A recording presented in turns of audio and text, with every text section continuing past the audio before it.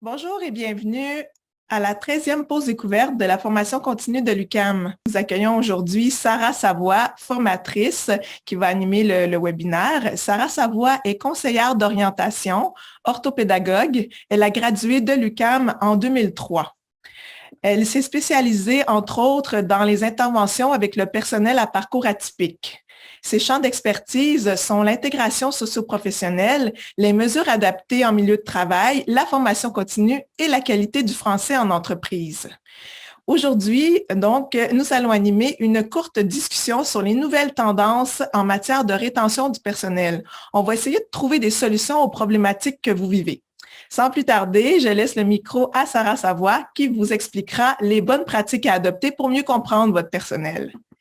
Madame Savoie, c'est à vous. Merci beaucoup. Merci énormément à vous deux. Donc, bonjour à vous tous. Très contente de vous retrouver ce midi pour une pause qui va permettre peut-être à certains d'entre vous de trouver des idées ou de pouvoir réfléchir par la suite en matière de rétention du personnel. Un défi de taille pour certains d'entre vous. Je vais vous partager à l'écran la présentation. Il y aura un moment à la fin si vous voulez poser des questions. On va y aller tout doucement. Je suis très consciente que ce midi, il y a plusieurs personnes de différentes organisations, différentes entreprises et avec différentes interrogations ou préoccupations. La rétention du personnel a toujours été un sujet important à travers l'histoire. Mais depuis les dernières années et depuis même la dernière année, les défis à relever pour les organisations sont vraiment nombreux. Alors, peut-être que c'est ces défis qui vous amènent aujourd'hui à être parmi nous pour la pause découverte. On va débuter. On va voir ensemble quelques points aujourd'hui, même si c'est 30 minutes et on a toujours l'impression que ça passe très rapidement. On va bien sûr parler de rétention du personnel. On va parler de deux grandes stratégies qui sont peut-être à découvrir de votre côté et puis qui vont vous donner un peu aussi l'idée de la formation complète que j'offre en lien avec le sujet de la rétention du personnel et les solutions qu'on peut déployer dans nos organisations. Donc, on va parler beaucoup d'autoportrait, autant de l'entreprise que dans l'employé recherché. Je pense qu'ici, je vais donner place à Hula. Je vais arrêter le partage momentanément. Et j'ai 3 questions pour vous en lien avec la rétention du personnel. Alors, ce que j'aimerais, c'est que vous puissiez essayer, il n'y a pas de bonne ou mauvaise réponse, vous puissiez être spontané à ce petit sondage qui va alimenter justement nos réflexions et ce que je vais vous offrir ce midi. C'est certain que la problématique de la rétention du personnel dans votre organisation est propre à la nature même de votre organisation, mais j'aimerais ça que vous puissiez me donner votre réponse sur la qualification que vous lui donnez en ce moment. Peu importe votre rôle dans l'organisation, si vous êtes à la direction ou si vous êtes membre du personnel, est-ce que vous croyez que c'est une problématique récente? Est-ce que vous croyez que c'est une réalité existante depuis plusieurs années? Est-ce que c'est peu présent, mais vous vous inquiétez quand même étant donné le contexte actuel de pénurie de main-d'œuvre? Autre, bien, vous pouvez écrire votre réponse en clavardage parce que j'apprécie beaucoup là, le côté dynamique qu'on peut avoir là, avec les participants présents aujourd'hui. Parfois, certains d'entre vous peuvent amener des idées à d'autres.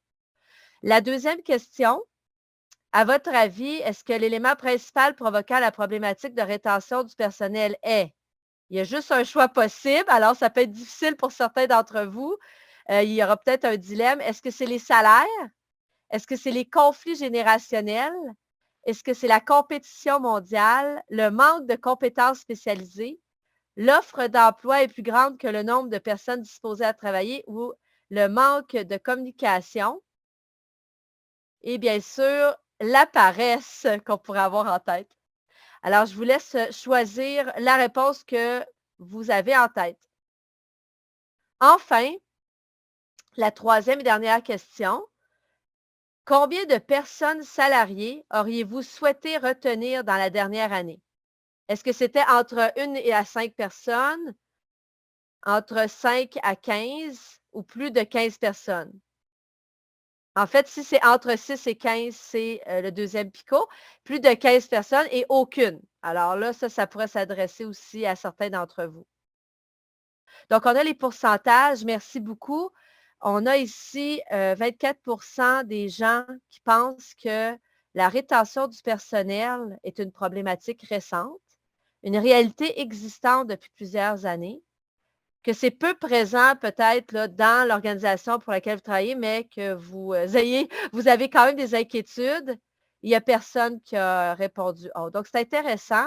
Ce qu'on peut constater pour m'y attarder, c'est vraiment l'importance de bien connaître tout ce qui entoure la rétention du personnel pour être en mesure de surpasser la problématique. Parce que la problématique a toujours existé dans plusieurs domaines, surtout si il y a des besoins qui ne sont pas comblés étant donné des critères particuliers. Donc ici, c'est sûr que c'est une réalité existante depuis plusieurs années, mais la problématique, comme on la vit en ce moment, elle est peut-être plus récente qu'on le croit. Il y en a qui se sont amusés à répondre spontanément à la deuxième question. Donc, 41 presque la moitié, pensent que c'est les salaires l'enjeu qui peut provoquer des difficultés au niveau de la rétention du personnel, les conflits générationnels un peu, aucunement mention de la compétition mondiale, le manque de compétences spécialisées et l'offre d'emploi est plus grande que le nombre de personnes disposées à travailler, le manque de communication, la paresse. Je suis contente que vous ayez choisi différents facteurs parce que vraiment la rétention du personnel est multifactorielle. Peut-être que je ne vous apprends rien, mais il y a vraiment une volonté de réfléchir à des solutions en sachant plus spécifiquement quel est l'élément principal. Donc, dans certains cas, oui, ça va être le salaire, surtout dans certains métiers plutôt que d'autres, même dans la fonction publique. Et il y a quelque chose qui n'a pas été mentionné, peut-être parce que vous aviez un choix unique, mais le manque de communication, on va le voir dans quelques minutes, peut être très important dans certains cas pour retenir le personnel. Enfin, on voit à quel point la réalité est palpable là, chez différents participants selon l'intensité des gens que vous auriez souhaité retenir. Quand on parle de plus de 15 personnes à 29 pour moi, c'est quand même assez significatif étant donné tout ce que ça exige comme travail. Parce que quand on parle de rétention du personnel, vous comprendrez que c'est directement lié à la sélection du personnel et ensuite à l'entraînement du personnel. Et lorsqu'on peut retenir les gens, on a moins d'énergie à mettre sur les deux autres étapes que je viens de vous formuler. Il y a quand même 50 des participants qui auraient aimé retenir entre 1 à 5 personnes. Alors, c'est vraiment intéressant d'avoir ça sous les yeux. Donc, on a vu avec ce que vous avez répondu que la rétention du personnel, c'est pas une situation qui peut se régler d'une façon instantanée. C'est vraiment multifactoriel. Et plus on va vouloir faire les choses correctement, parfois on les fait de façon maladroite. Et je pense que c'est important de prendre le temps de pause aujourd'hui pour réfléchir où vous en êtes. Parce que même si on a fait le portrait en 2022 ou en 2021, vous m'auriez peut-être parlé autrement que ce que vous pourriez me dire aujourd'hui en ce beau 1er février. Quand on parle de rétention, c'est l'idée qu'il y a une stabilité. Donc, l'idée de stabilité peut se faire de différentes manières. Donc, sans rentrer dans la théorie, parce qu'aujourd'hui, je veux que ça soit plutôt concis, étant donné les exemples que je vais vous donner par la suite pour l'autoportrait. La stabilité peut se faire avec des employés qui vont rester au sein même de la même organisation, mais dans différentes occupations. Donc, la rétention du personnel, ce n'est pas nécessairement garder la même personne sur la même chaise pendant plusieurs années. Et ça, c'est important de voir les facteurs déterminants. Différents facteurs sont à considérer.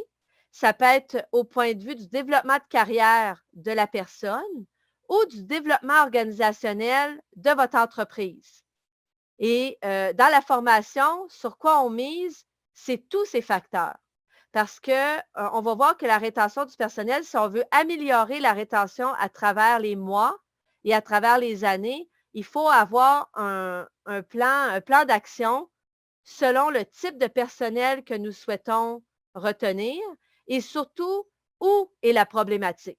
Parce que dans différents secteurs dans une entreprise, la rétention du personnel n'est pas un problème, tandis que au sein de la même entreprise, dans d'autres secteurs, ça peut être vraiment un casse-tête.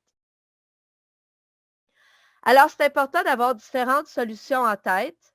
La première chose que le service des ressources humaines doit avoir à la portée de la main pour la direction, peu importe la grosseur de votre organisation, c'est un autoportrait de l'entreprise. Et la première chose qu'on pourrait se demander, avez-vous des données par rapport aux gens qui quittent? Avez-vous des explications par rapport au choix qui peut être fait par ces personnes de ne pas rester au sein de votre entreprise? Quand vous me confiez tout à l'heure qu'il y a 1 à 5 personnes que vous auriez aimé retenir ou plus, c'est certain que en ressources humaines, il y a déjà des données, déjà des explications que vous avez. Donc, il faut utiliser ce que vous avez à la portée de la main. Si ce n'est pas assez précis par rapport à ce que vous voulez améliorer comme situation et avec les défis que vous voulez relever, vous devez mettre en place l'autoportrait de l'entreprise. Donc, l'autoportrait peut être une façon bien simple de voir qu'est-ce qui est demandé, qu'est-ce qui pourrait être amélioré. Parce que la rétention peut être vue de différentes façons. Si on pense que la rétention, c'est une priorité aux conditions de travail, que c'est la comparaison avec le marché du travail qui est à l'extérieur de votre organisation ou les liens qu'on peut faire ensemble, si on pense aux responsabilités que chacun peut avoir, autant les hauts dirigeants que les services des ressources humaines peuvent déployer aux différents employés, on n'est pas à côté du sujet, mais on n'aura peut-être pas l'effet escompté. Et c'est peut-être le plus gros piège qu'on peut dévier, si vous me permettez, par rapport à la fidélisation. Parce que la fidélisation, c'est avant tout la capacité de prioriser la qualité relationnelle. D'ailleurs, certains d'entre vous ont peut-être mis en place déjà des situations comme des rencontres sur l'heure du midi, des 5 à 7, mais de façon plus personnalisée pour permettre aux gens de mieux se connaître ou tout simplement d'avoir des activités communes. Une des activités qui revient le plus souvent, c'est les exercices physiques qui sont à ce moment-là associés à des temps communs et la qualité relationnelle qui doit se développer au sein de l'entreprise. C'est clair que l'amélioration de l'expérience à l'interne fait toute la différence. Si l'atmosphère de travail, l'ambiance n'est pas à la hauteur des attentes des employés, sachez que c'est beaucoup plus rapide à l'heure actuelle au niveau du choix, au niveau de la recherche d'emploi, de trouver des nouvelles fonctions que d'attendre après les modifications et les changements qui pourraient avoir lieu dans votre organisation. Donc, s'il y a une compétition à avoir, c'est beaucoup à ce niveau-là, au niveau de l'expérience à l'interne versus ce qui peut être découvert chez d'autres employeurs. S'il y a un problème à ce niveau, c'est important d'y voir le plus tôt possible et de prendre le temps d'observer, prendre le temps de faire une introspection organisationnelle. On pense souvent à l'introspection personnelle des gens, mais il peut y avoir une introspection organisationnelle où tout le monde peut contribuer. Et ça ne demande pas énormément de budget. Il faut vraiment, comme on le fait tout à l'heure, un sondage avec des questions très ciblées pour voir la responsabilité de chacun. Et là, on va s'apercevoir que l'autoportrait peut être très différent de ce qu'on croyait. Si on demande, par exemple, à la direction de donner ses impressions au niveau de l'expérience à l'interne versus chez les employés des différents secteurs de l'organisation. Et là, si on implique l'employé, bien, c'est sûr qu'il faut avoir une idée aussi de qu'est-ce qu'on recherche. Donc, tout le processus de sélection a été revu dans différentes entreprises depuis la dernière année, dans plusieurs services de ressources humaines. Ça, je peux vous le partager, étant donné le fait que l'énergie, le temps accordé aux entrevues, aux sélections, doit être revu, doit être vraiment mis de l'avant de façon différente. Et c'est un peu ce qu'on voit de façon un peu plus approfondie dans la formation complète parce que ça permet d'aller beaucoup plus loin au niveau de qu'est-ce qui pourrait être amélioré dans votre organisation. Si on s'attarde à l'autre volet de l'autoportrait, c'est l'autoportrait de l'employé. Quand on parle d'autoportrait, c'est la capacité de s'auto-évaluer et de faire un bilan de ce qu'on est par rapport à nos attentes, par rapport à nos aptitudes, par rapport aussi à notre développement de carrière. On n'a jamais parlé autant de développement de carrière, je pense, que depuis la pandémie, étant donné que les gens ont vraiment le souci d'avoir la meilleure situation possible, peu importe le type de métier. Donc, ce n'est plus une question seulement de salaire, c'est une question de combinaison de facteurs. Donc, c'est important de voir à quel degré l'employé que vous recherchez se perçoit et est-ce que vous, avec votre autoportrait d'entreprise, vous avez les mêmes attentes? Si vous n'avez pas les mêmes attentes par rapport à l'employé recherché que lui a comme situation à vous offrir, dès le départ, il y aura un moment d'hésitation et ça peut vraiment empêcher l'employé de se sentir bien dès les premières semaines dans votre organisation. Donc, c'est un élément important au niveau de l'ambiance à l'interne, comme nous avons mentionné un peu plus tôt, mais aussi au niveau de ce que vous avez à offrir et de ce que vous recherchez. Dans certaines organisations, on va le voir dans quelques secondes, vos préoccupations, on voit très bien que le manque de personnel signifie un manque de productivité et peut vraiment engendrer des pertes importantes au niveau de l'organisation. Donc, il faut y voir parce que si ce n'est pas fait à des moments opportuns, on peut manquer des opportunités de retenir certaines personnes qui auraient pu trouver avantage dans le développement de notre organisation. Parce qu'avant de conclure, ce que je veux ramener en importance à vous tous, c'est comme conseillère d'orientation, puis si vous voudriez aller au-delà de ce que je vous ai offert ce midi, tous les conseillers d'orientation ont ce bagage-là en tête, faire un inventaire. Quand on fait un autoportrait de soi ou de l'entreprise, c'est de faire l'inventaire de qui nous avons comme personne. Est-ce qu'on connaît notre monde? Est-ce qu'on sait où ils sont rendus en termes de personnalité, en termes de valeur et d'aptitude? Parce que ça va vous permettre de voir s'il y a une combinaison possible avec vos attentes et vos besoins. Parce que votre entreprise aussi change à travers tout ça. Et il y a des entreprises qui sont en développement très rapide à l'heure actuelle. Même si on parle, exemple, d'établissements scolaires ou d'établissements hospitaliers, ce n'est pas juste l'entreprise privée qui peut être concernée par la rétention du personnel. Vous le savez très bien, c'est vraiment dans tous les secteurs d'activité à l'heure actuelle. Soyez assurés que, selon ce qu'on a vu ce midi, posez-vous 3 questions essentielles. Qu'est-ce que nous recherchons? Qu'est-ce qui se passe au niveau des départs? Donc, l'explication et les données, vous vous rappelez au niveau de l'autoportrait de l'entreprise et surtout les attentes. Le croisement entre les attentes des futurs employés et vos attentes à vous. Parce que dans l'entrevue, dans toute l'étape de sélection, ce qui est important à savoir, c'est que souvent, on va mettre de côté les particularités en allant de façon plus globale. Mais aujourd'hui, on ne peut plus se permettre de mettre à l'écart, par exemple, ce que je vous parlais pour l'organisation à l'interne ou même l'ambiance qui en résulte. Il faut essayer de voir comment les gens, que ce soit pour le télétravail, que ce soit pour la conciliation travail-famille, il y en a que ça va être conciliation travail-famille-études ou travail-études.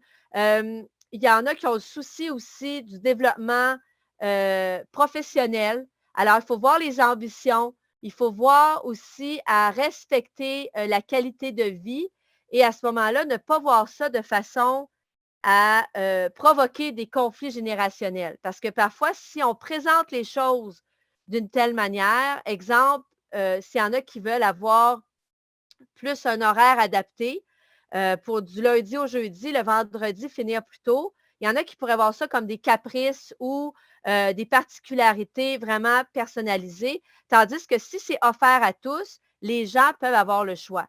Mais on ne peut pas offrir toutes les options. Donc, en tant qu'organisation, c'est pour ça que l'autoportrait est si important et c'est ce qu'on voit dans la formation parce que plusieurs objets à analyser pour cibler vraiment ce qui va faire la différence au niveau de la rétention selon ce que vous voulez avoir comme employé et compétences recherchées. Parce qu'un problème de taille qu'il y a, peut-être qu'on peut terminer avec 2 points importants. Si on veut retenir, il y a les préoccupations qu'on s'est partagées un peu plus tôt, mais il y a aussi le souci de se dire qu'il y a beaucoup d'énergie à mettre si c'est difficile de trouver des personnes qui sont associées avec nos attentes. Donc, si c'est des gens plus spécialisés avec des compétences précises, il faudra en tenir compte. Sinon, ça veut dire qu'on va perdre du temps qui aurait pu être nécessairement être mis au niveau de la rétention. Donc, c'est des choix qui sont à faire au niveau de l'organisation. Avez-vous des recommandations pour le recrutement du personnel contractuel? Oui. Pour ce qui est du personnel contractuel, soyez assurés que les attentes sont encore plus importantes et aussi la durée. Parce que de plus en plus, les postes qui sont offerts pour 3 mois, 6 mois ne sont plus attrayants. Donc, il faut essayer de rendre les postes attrayants et de dire, écoutez, il y a une certaine sécurité d'emploi qui peut être là, même si on ne peut pas offrir autre chose que du contractuel. Et pendant votre séjour chez nous, vous allez vivre une expérience. Donc, il faut développer cette expérience, comme vous le faites déjà peut-être pour l'expérience client, vous allez le faire vivre à des employés contractuels. Et c'est à ce moment-là que vous allez développer aussi, j'appellerais ça une rétention indirecte. Si vos contractuels sont satisfaits, ils vont en parler à d'autres. Et s'ils en parlent à d'autres, ça va être plus facile pour vous de recruter. Donc, je pense qu'on a touché à différents points ce midi qui peuvent nous permettre d'enclencher dès maintenant des réflexions. Si vous avez un papier et un crayon présentement, vous pouvez écrire 3 choses qui vont vous permettre d'aller un peu plus loin. Donc, essayez de voir juste avec le mot rétention, OK? Rétention, pour vous, c'est quoi? Qu'est-ce que vous vous attendez d'une rétention du personnel? Parce qu'on a vu que la définition peut avoir plusieurs facteurs déterminants. Quels sont les employés que vous avez vus partir, que vous auriez souhaité retenir? Quelles sont les actions qui auraient pu être faites autrement? Et enfin, qu'est-ce que vous retenez de la pause découverte d'aujourd'hui et qu'est-ce que vous aimeriez approfondir? Alors, avec tous ces éléments en main, vous allez repartir avec peut-être un nouveau souffle là, pour les prochaines phases de recrutement et les prochains départs qu'il va avoir pour être plus en mode prévention qu'en mode réaction. Donc, je répète, vous allez être plus en mode prévention qu'en mode réaction.